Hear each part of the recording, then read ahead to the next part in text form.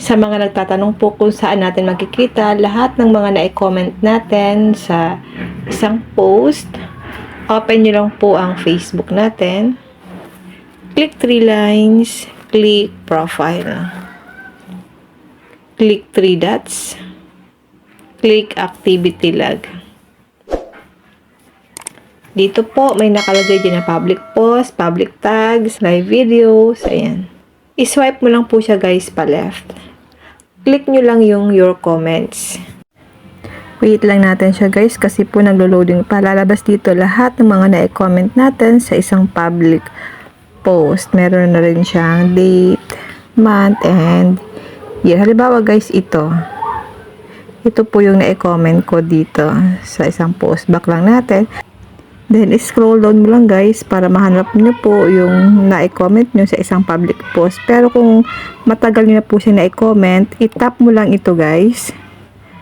Itap nyo po itong merong 1 sa taas. Then, click natin ang date. Click natin ang start date. Kung kailan po kayo nag-comment. Halimbawa guys, ito.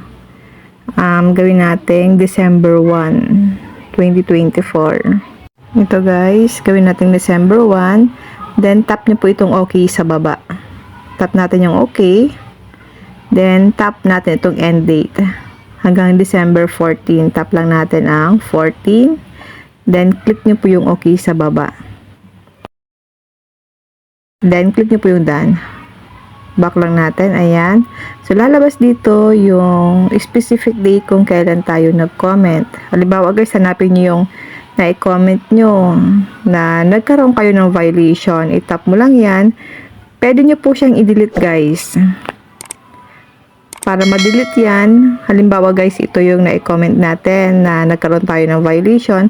Tap mo lang yung 3 dots, then tap nyo po yung delete. Halimbawa guys, ito, then tap nyo po yung delete para ma-delete po yung na-comment nyo sa isang public post.